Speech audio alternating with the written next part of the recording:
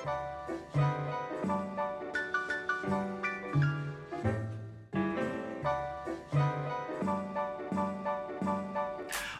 hi everything. Assalamualaikum, salam sejahtera kepada anda semua yang menonton. Selamat kembali ke channel Let's Tutor.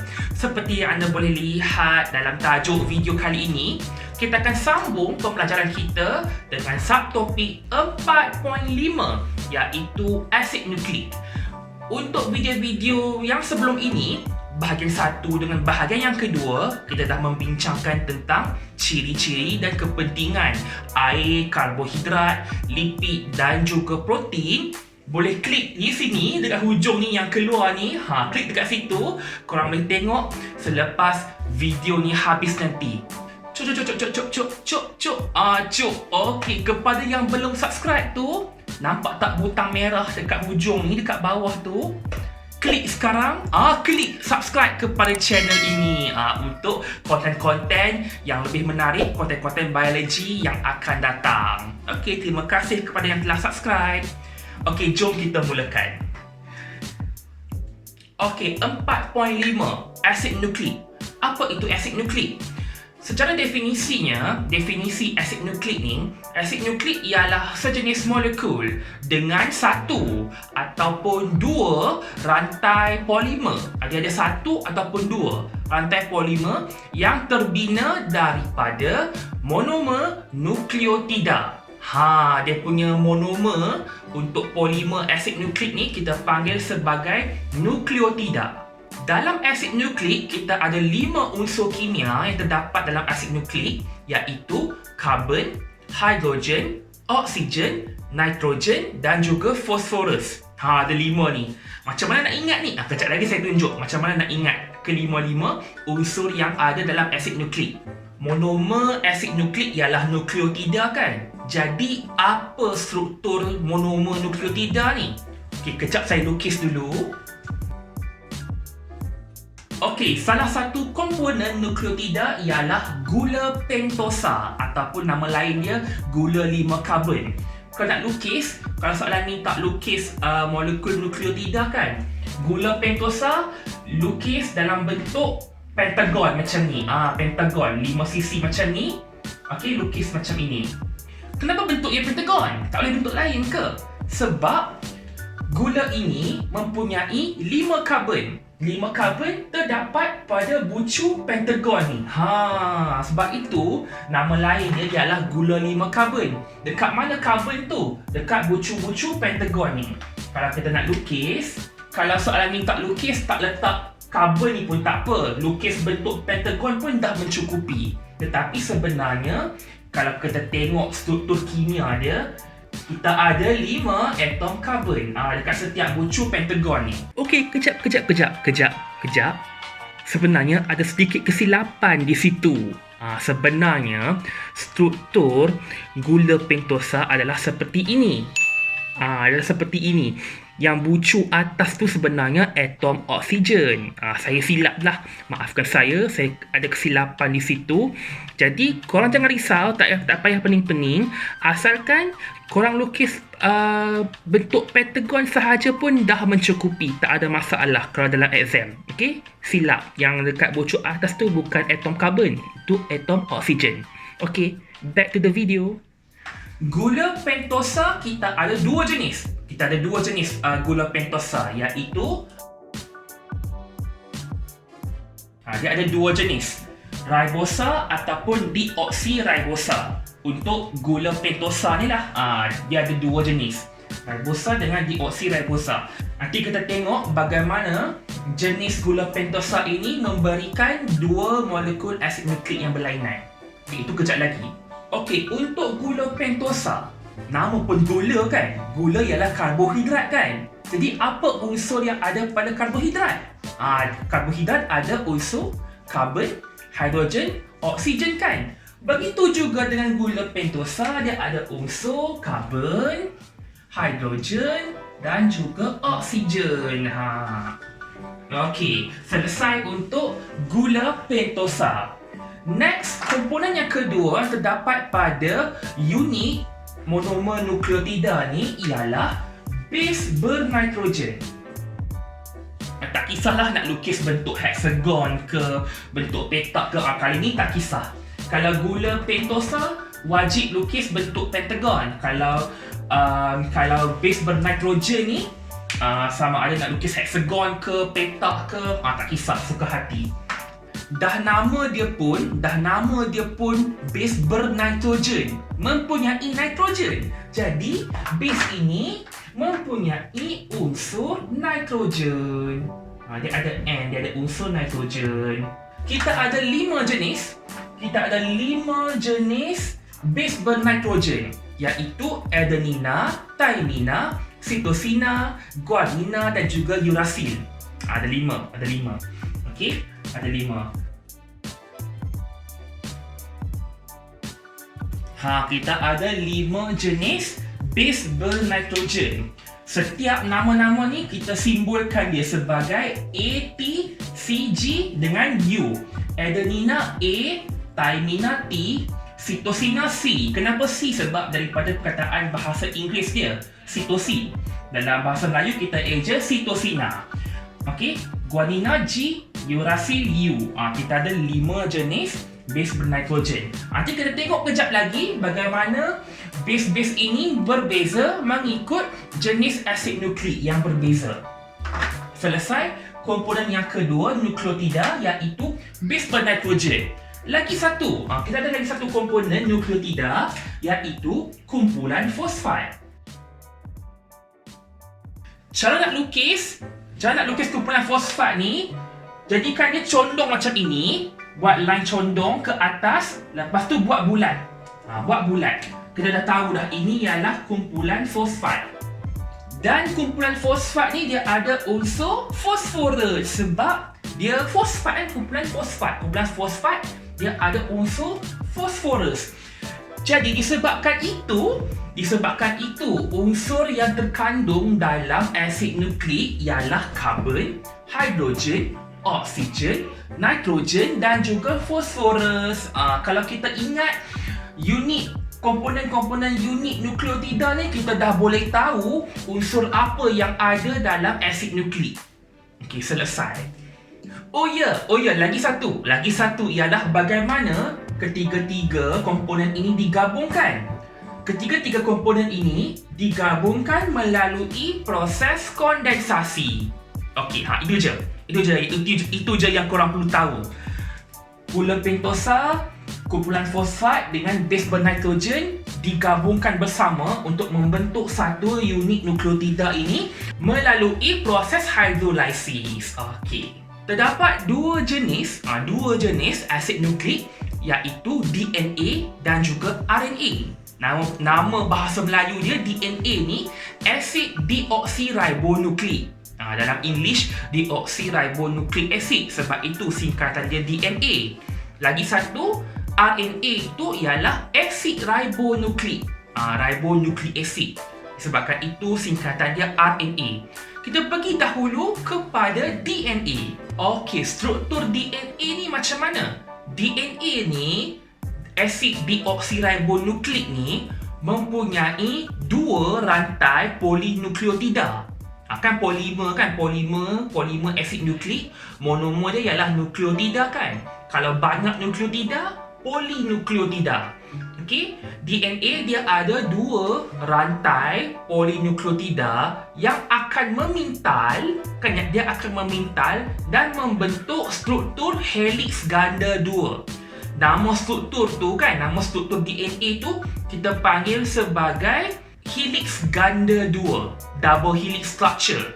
Dia berpintal macam ini. Lebih kurang macam itulah. Okey. Dan seperti nama dia, asid deoksiribonukleik. Jadi DNA ini mempunyai gula deoksiribosa. Base bernitrogen untuk DNA ni kita ada 4. Tadi ada 5 kan saya tunjuk tadi tu kan. Ada 5 jenis kan. Dalam DNA ada 4, iaitu adenina, thymina, cytosina, guanina. ATCG. Kena ingat ATCG. ATCG ni untuk DNA. Dan disebabkan dia ada dua rantai polinukleotida kan, jadi dia ada dua set nukleotida kan. Jadi base bernitrogen yang berpadanan, dia akan terikat dengan ikatan hidrogen.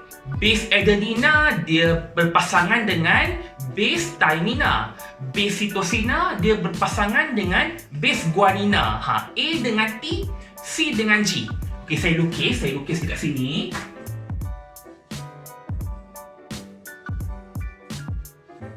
Okey, dekat sini saya dah lukis dua set, dua rantai polinukleotida. Sebab DNA dia ada dua kan? Dua polinukleotida. Daripada dua rantai ini, base yang berpadanan akan terikat melalui ikatan hidrogen. Jadi base apa yang padan dengan base apa? Base adenina akan berpasangan dengan base thymina.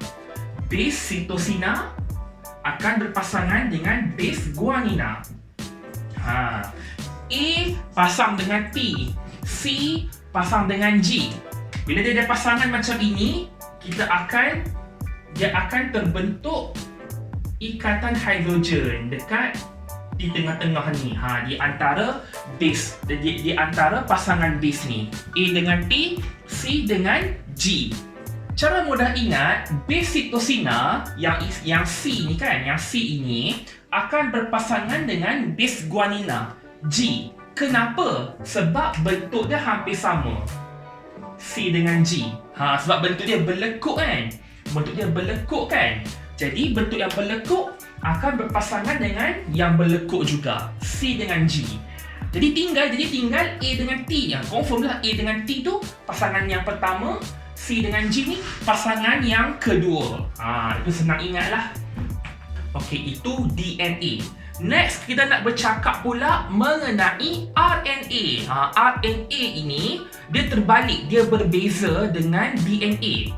RNA ataupun dalam bahasa Melayu dia acid ribonukleik kan, acid ribonukleik. Struktur dia cuma mempunyai rantai polinukleotida tunggal. Dia ada satu rantai polinukleotida. Dalam buku teks dia cakap rantai polinukleotida tunggal. Satu lah tu kan. Dan panjang dia lebih pendek. RNA ini lebih pendek berbanding DNA. Daripada nama dia, acid ribonukleik pun kita dah tahu bahawa RNA ini mengandungi gula ribosa sebagai komponen gula pentosa tu kan. Dia pakai gula ribosa. Base yang terkandung dalam RNA, base bernitrogen yang terkandung dalam RNA ni pun ada 4 juga. Adenina, uracil, cytosina dan juga guanina. Tadi DNA ATCG kan. RNA ni AUCG. Thymina dalam DNA itu kita gantikan dengan uracil dalam RNA. DNA ATCG, RNA AUCG. Adenina, uracil, cytosina, guanina. Terdapat 3 jenis RNA, iaitu yang pertama RNA pengutus, messenger RNA.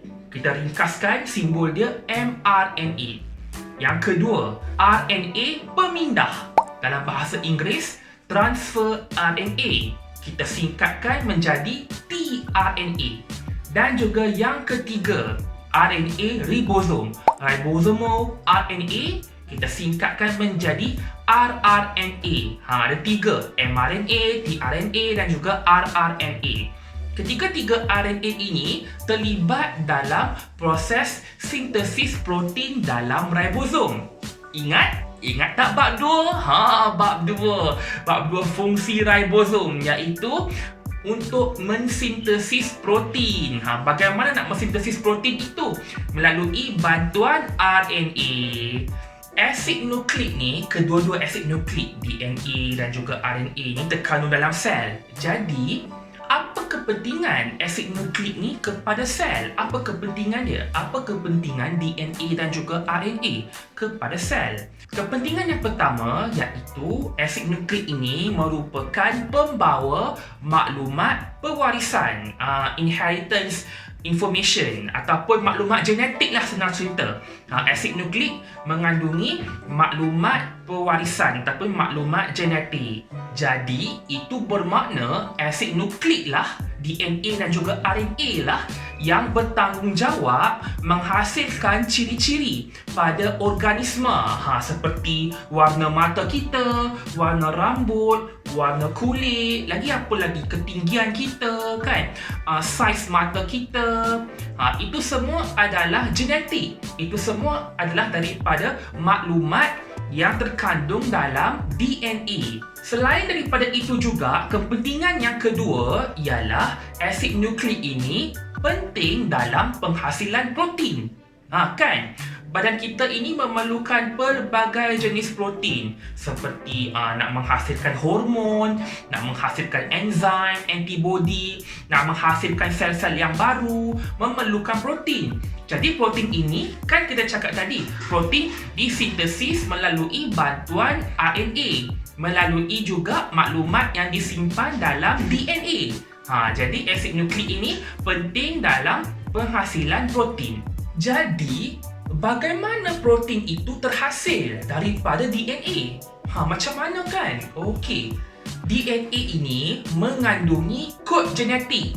Kod genetik iaitu urutan 3 base bernitrogen dalam DNA akan menghasilkan urutan asid amino untuk membentuk polipeptida dan juga protein. Dia maklumat susunan aturan ATCG tu kan. DNA dia ada ATCG kan. Susunan ATCG itu, setiap 3 susunan ATCG base bernitrogen itu akan menentukan urutan asid amino yang akan membentuk polipeptida, dan polipeptida itu akan membentuk protein. Senang cerita, kod genetik ni urutan 3 base bernitrogen dalam DNA yang akan menentukan urutan asid amino. Bagaimana urutan itu membentuk protein? Okey, contoh saya ada DNA. Okey, contohlah dekat sini saya dah ada urutan base bernitrogen dalam DNA. Okey, yang ini DNA. Setiap 3 susunan base bernitrogen ni kan, setiap 3 ini, PAC 1, GCE yang kedua, PAG yang ketiga. Ketiga-tiga ini kita panggil sebagai kod genetik. Kod genetik pada DNA akan ditranskripsi menjadi mRNA. RNA pengutus, messenger RNA. Jadi kita akan dapat PAC ni A U G C G U A U C. Susunan kod genetik pada DNA akan ditranskripsi untuk membentuk mRNA. Ini ialah mRNA. Ini ialah susunan mRNA.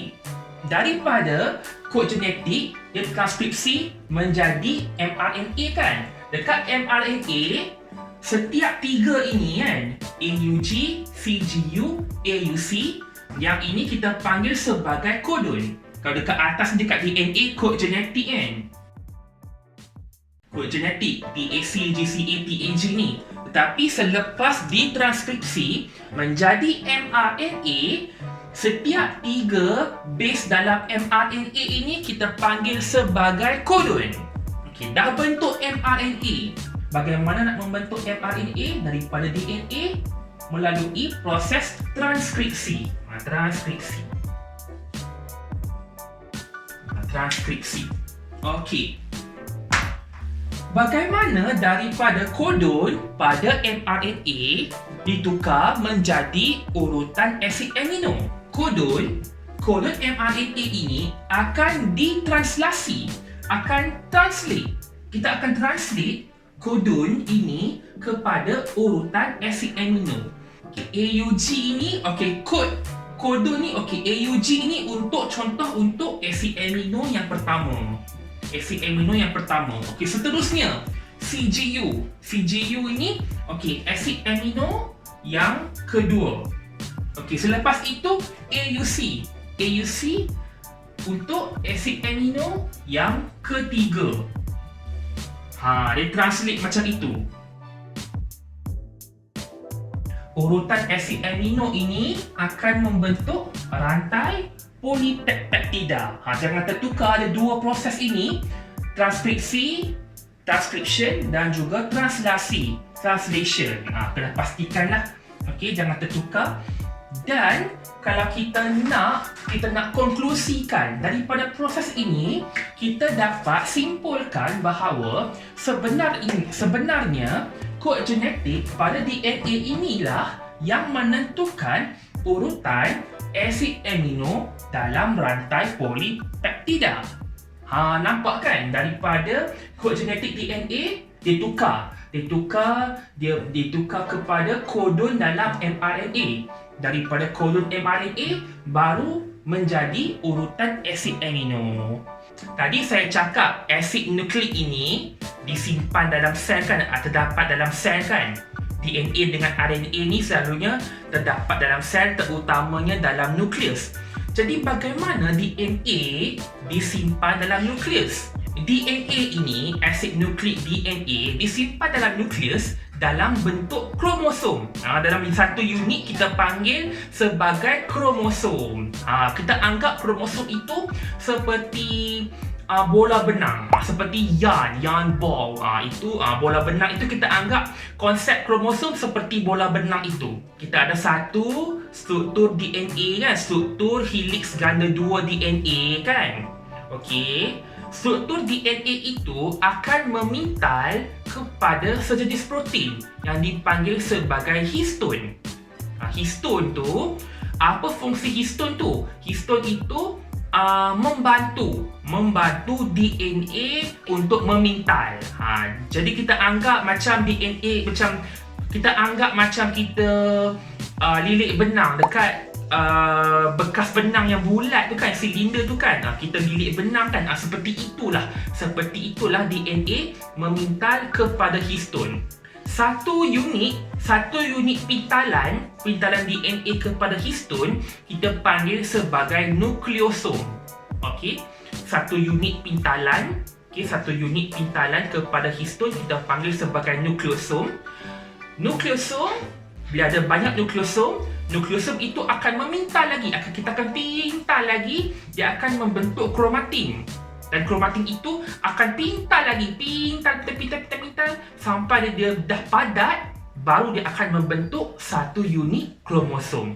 Jadi seperti itulah maklumat genetik disimpan dalam nukleus. Dia ada dalam DNA itu dia lilit kepada histon untuk membentuk nukleosom.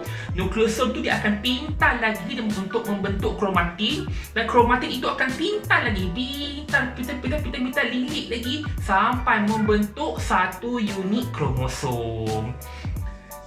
Selesai untuk 4.5 asid nukleik. Itu sahaja untuk bab 4. Kita akan membincangkan dengan lebih lanjut berkenaan genetik, berkenaan DNA, penghasilan protein dalam bab-babnya seterusnya. Jangan risau, ini macam pengenalan kepada genetik lah. Kita akan membincangkan, saya tak pasti bab berapa, nanti kita akan jumpa balik dengan genetik. Itu sahaja untuk bab 4. Selesai.